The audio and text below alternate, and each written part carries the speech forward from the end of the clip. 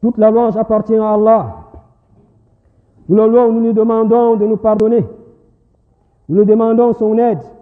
Nous implorons de lui le pardon. Nous croyons en lui et nous plaçons toute notre confiance en lui.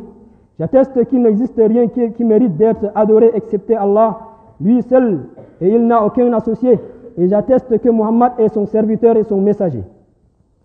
Suite à quoi, chers frères, je vous exhorte ainsi qu'à moi-même la piété. Il est incontestable que la meilleure provision que l'on doit amasser aujourd'hui, alors qu'on est encore dans ce bas monde, est la crainte d'Allah, car c'est elle et elle seule qui nous servira efficacement lors du grand voyage, comme le dit le Tout-Puissant. Et prenez vos provisions, mais vraiment la meilleure provision est la piété. Serviteur d'Allah, le sommeil fait partie des besoins indispensables des créatures dans l'univers.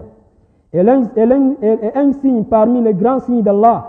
Allah subhanahu wa ta'ala dit, et parmi ces signes, votre sommeil la nuit et le jour aussi. Et parmi ces signes, votre sommeil la nuit et le jour, et aussi votre quête de sa grâce. Il y a en cela des preuves pour les gens qui entendent.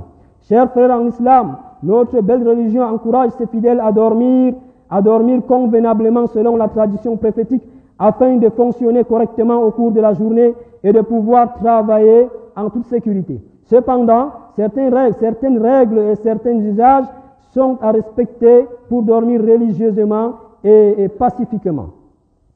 1. Allez vous coucher. Parmi ces règles, numéro 1, allez vous coucher tout de suite après Salatul Isha. Le prophète, paix et salut d'Allah sur lui, précisa l'interdiction de dormir avant la prière de la nuit. Ainsi les causeries après cette prière, à moins qu'il ne s'agisse d'une urgence. Deuxièmement, faites le wudu pour vous purifier. Le messager d'Allah, paix et salut d'Allah sur lui, dit, quand tu vas te mettre dans ton lit, fais tes ablutions comme pour la prière. Brossez-vous les dents. Il est fortement recommandé de se brosser les dents avant d'aller se coucher.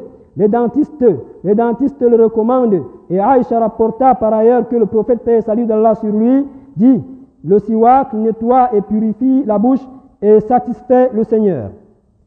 Troisièmement, faites votre prière. Se rapprocher d'Allah après une journée longue et chargée est source de réconfort pour de nombreux musulmans.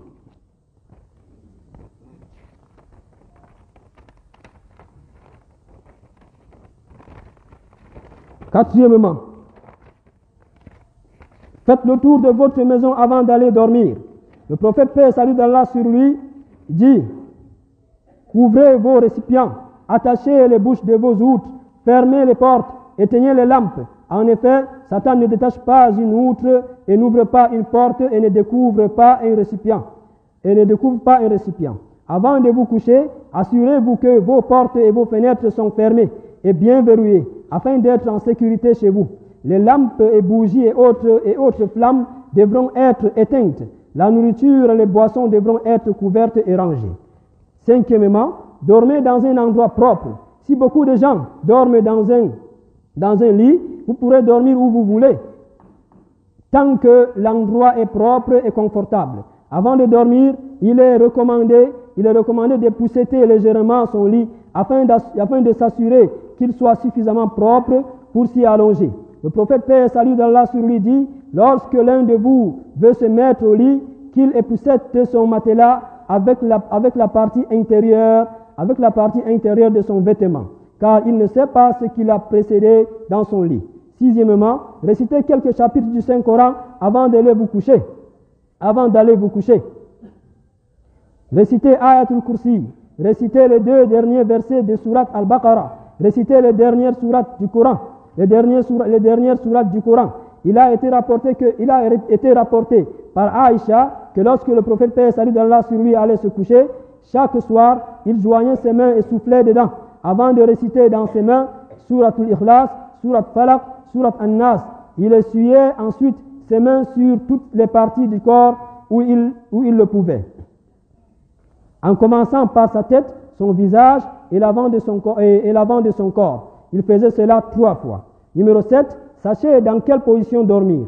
Il est recommandé de dormir sur le côté droit. Lorsque le prophète Muhammad, paix et salut d'Allah sur lui, se couchait pour dormir, il s'allongeait il s'allongeait sur le côté droit et plaçait sa main droite sur sa joue droite. En islam, il n'est pas permis de dormir sur le ventre, car c'est dans cette position que dort Satan. Lorsque le messager d'Allah, paix et salut d'Allah sur lui, vit un homme allongé sur le ventre, il dit, voilà une façon de se coucher qu'Allah déteste.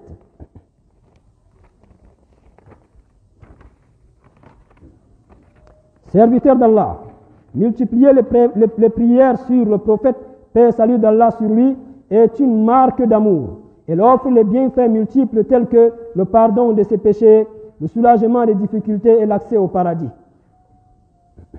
Ô serviteur d'Allah, Allah subhanahu wa ta'ala dit, certes, Allah et ses anges prient sur le prophète. Ô vous qui croyez, priez sur lui et adressez-lui vos paroles. Ô notre Seigneur, nous te demandons tout bien pouvant être obtenu immédiatement ou plus tard, ce que nous savons comme tel ce que nous ne savons pas.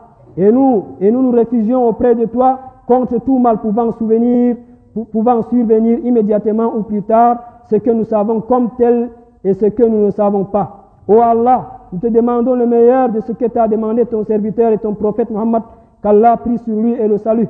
Et nous nous réfugions auprès de toi contre le mal contre lequel a demandé protection ton serviteur et ton prophète. وأقم الصلاة إن الصلاة تنهى عن الفحشاء والمنكر ولذكر الله أكبر والله يعلم ما تصنعون.